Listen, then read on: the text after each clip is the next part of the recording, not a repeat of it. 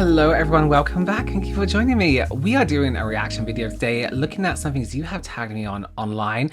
Excuse me not wearing lashes today. My eyes are a little bit painful. This is the third time I've done my makeup today and I just can't deal with sticking lashes on and then peeling them off again in like half an hour's time. So do excuse me.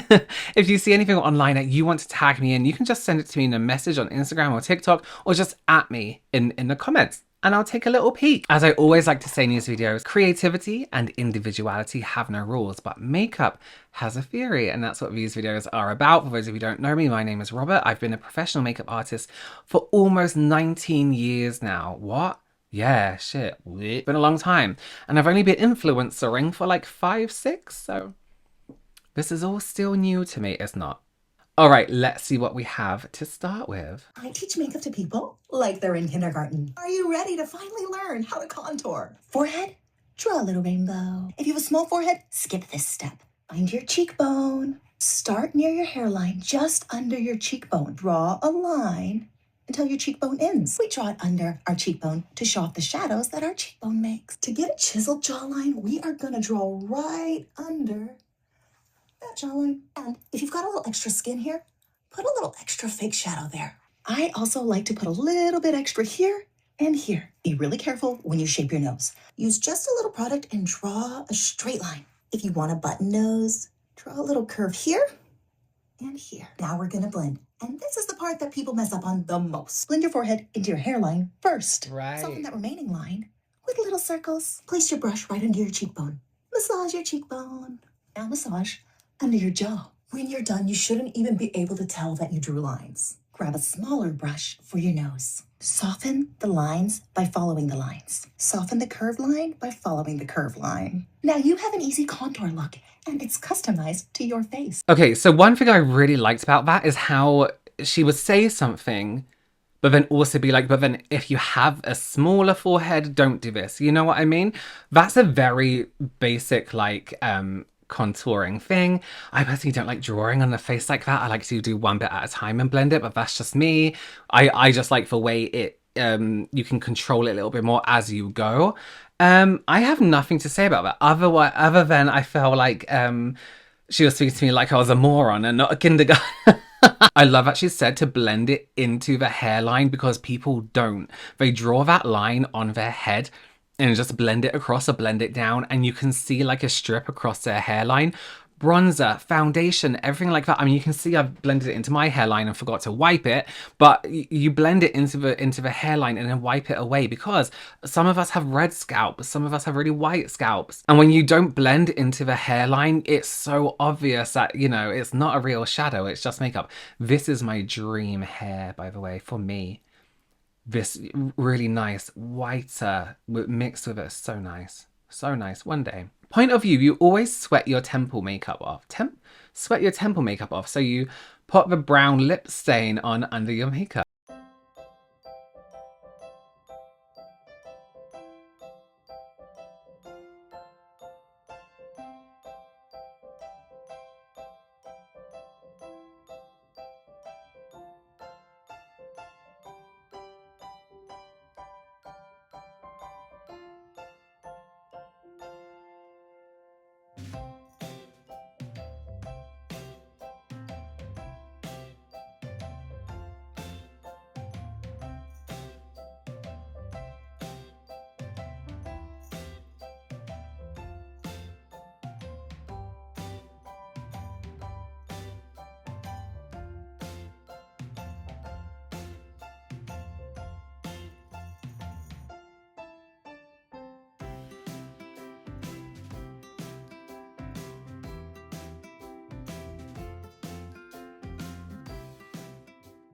That's not your temples. Your temples are here. That's your forehead. Listen, this looks ridiculous. It looks ridiculous, but it's not a bad idea. If you can stain your skin, this sounds really terrible.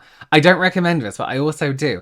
If you can stain your skin, it's a great way to apply color. I did this with my lips when I went away. I went under my lip line here and on my Cupid's bow with a stain because I knew it would stay and it would be darker. It's a really good idea if you sweat off your makeup, your skin is stained. And it's not permanent. It's not like you're tattooing yourself and you're never going to be able to go back to normal.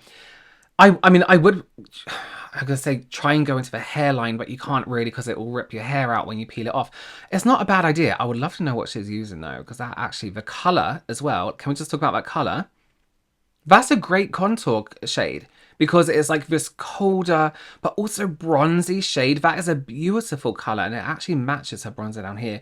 I would love to know what product that is. Carly, I need to find her thing and see what that product is because it really, really works. And I think that's a great idea if you like to contour your nose and your nose makeup always sweats off or oil breaks it down.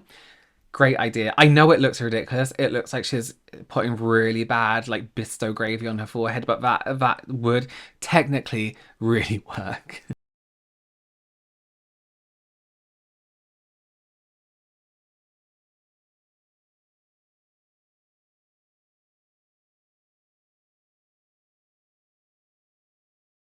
I mean, there's no proof there that it's long lasting because we don't have a wear test, but mixing powder into a product doesn't make it long lasting. There's ingredients in products that make it long lasting, but mixing a powder with it doesn't. Sometimes setting a product with powder can make it last longer. I always say this, right? You can powder products all you want, but oil comes out this way of your face and still breaks down the makeup from this way. So if you want a longer lasting blush, put something down before your foundation, before your blush that's going to stop oil from breaking it down. Stop the culprit at the beginning rather than using excess product that you don't really need, which is then actually going to ruin the texture of this blush that she just used. That's going to look really powdery and horrible. It looks great on her. I would like to see how long it lasts if it's a longer lasting blush, because I really don't think it would last any longer than the regular blush would, if that makes sense. Because again, what breaks down your makeup comes from within your skin out. If you're oily, I have to add that, sorry, if you're oily. If you're dry, lucky you. Try the mascara cocktailing trend with me. First layer I'm using is the Telescopic, the most lengthening mascara I've ever tried. Separates my lashes perfectly. I'm then going to go in with the Panorama mascara to add more volume. Mascara gives me so much volume without being clumpy. I'm obsessed with this trend and these mascaras. Do you guys see that? Thank you so much to L'Oreal for sending me these mascaras. I will definitely be doing this every day from now on. My lashes have never looked this good. I wish I had good eyelashes, but look, mine point down. Look, this is another thing. I always had to put lashes on and I had to kind of stick them down with mascara to a full slash so they stick up even. Now, somebody sent this to me or tagged me and I think they thought, again, it was a crazy idea. This video is just full of crazy ideas that actually aren't that crazy. With your mascara, what really makes the difference, of course, if it's waterproof or tubing, that's a huge difference. But with a lot of mascaras, what really makes a huge difference is the brush itself. And you can see this person here uses two different brushes. So she even says, this one, the first one, separates and gives some length to the lashes. So what she's doing there is separating the lashes with that brush. And then she even says she goes in with a brush that adds volume. So she's keeping them separate and then she's adding volume in between those lashes. You're going to get really big lashes. This isn't a bad idea at all. This is actually a really good idea. And you can do this with any mascara formula. If you find a mascara wand you really, really like, keep it, sanitize it, clean it, and use it in your other mascaras if it fits in, because it's mainly the wand that does the work. There are some formulas, of course, that are worse than others, but the wand is a huge difference. The wand makes a huge difference. And using two separate isn't abnormal. I do that with my personal kit as well. If I'm doing a client's makeup, I will use a mascara that kind of basically gets mascara on the lash and separates the lashes. So I have this base. Then I will go like, do I need a volume one? Do I need something like this? And I have disposable, from my kit code, disposable mascara ones that do different things. So it's if they're not wearing lashes, which I always encourage you wear lashes, just because I feel like it finishes a look. But that's a good thing to do. It's by no means wild or crazy. Sorry, but you guys are paying nearly $6,000 for bridal makeup? Are you guys fucking crazy? Like, I mean, it's completely fucking wild, especially since, like, a lot of these MUAs put up their tutorials on their TikToks. Can we not just copy? Like, how hard? I cut my own hair. Like, you know, and again, haircutting is not the same as makeup, but like, Yeah. they come over for 1 hour to do your makeup. You can learn how to do fucking makeup for your fucking event. Like, for me, that is so. That's a gross amount of money to be spending. I mean, again, it's your money. You do what you want. I mean, bitch, if you're balling, clocked. But like 6K could be spent somewhere else, or 3K, or even $1,000 could be spent somewhere else. Like 6K on a fucking makeup for one event, or even two. Like that's an obscene amount of money. And like, how lazy are you? Like, if I was a girl, I'd be investing some time before my wedding to learn how to do that makeup, so I don't have to pay that bitch 6K. Also, I'm using bitch very loosely. I agree and disagree to a point, right? So I agree that 6K is absolutely insane. Is this in reply to something? Who is paying 6K for their wedding makeup? That's wild. If anyone charges you that,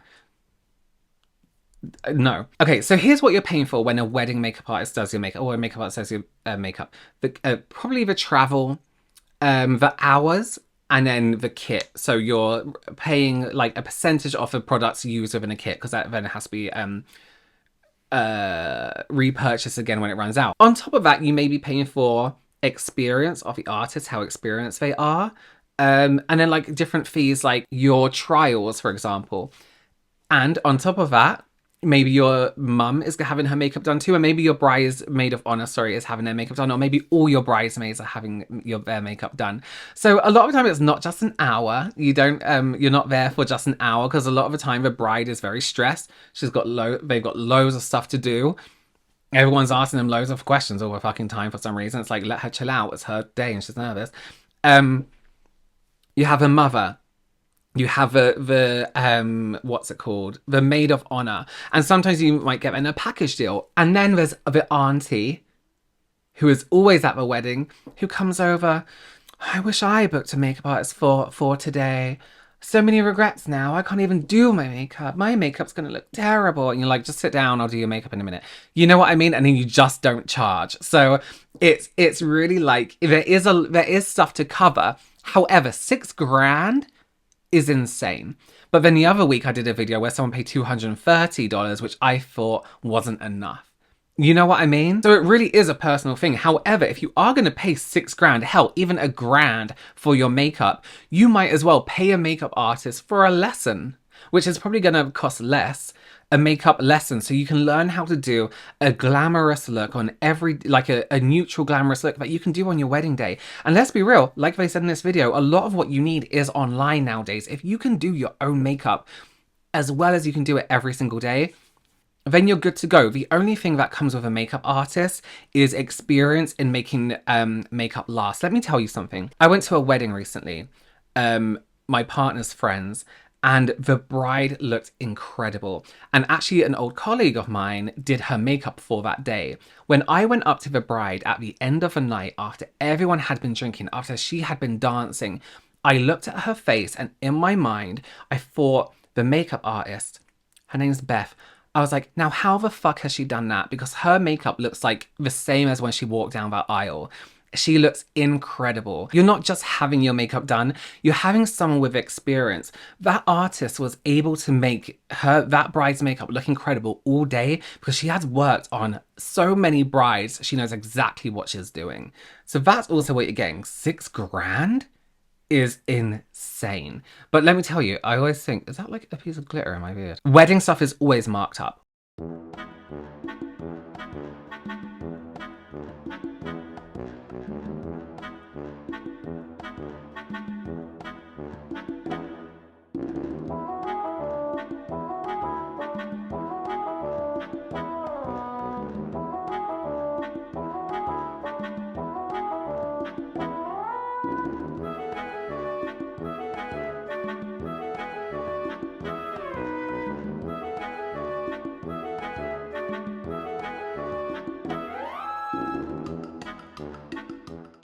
For why, though? It evidently didn't make applying lip color easier, because it didn't. Why would you do that? You're pulling down your lip, hiding this part of your lip that you need to apply product to. Why would that be a hack? I'm so confused as to why that would be anything but unhelpful. That's really strange. I don't understand that one. So you're pulling why is pulling your lip down any more useful than just holding your lips as normal. That's 5-minute crafts to you. I did a little experiment to see how same lipstick shades look on different skin tones. And honey, let me tell you, it's all about color theory. How a color appears depends on its contrast with your skin tone and how the lipstick's undertone interacts with your skin's undertone. Sounds fancy, right? Love Earth absolutely slays it. These lipstick crayons look stunning across various skin tones and undertones. Oh, and did I mention these crayons are transfer proof, waterproof and smudge proof. They are also available in a cute pack of 5. Those do actually look really, really nice. The point isn't quite made here. She's right that lip color does depend on skin undertone, but I mean, you can see here that this is the same color.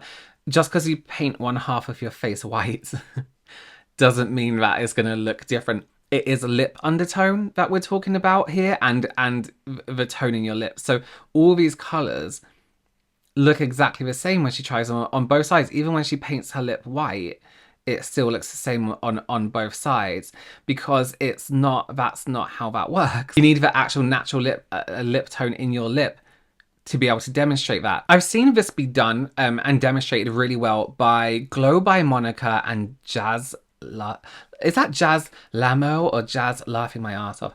Anyway, they did this where they applied the same lip product. It looks completely different on the skin because it's a skin undertone. Just because I paint, okay, so say I have this lip gloss on, which I do.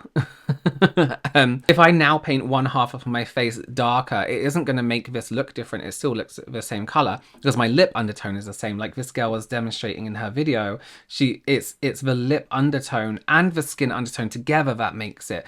This isn't a skin undertone, it's just a blanket color.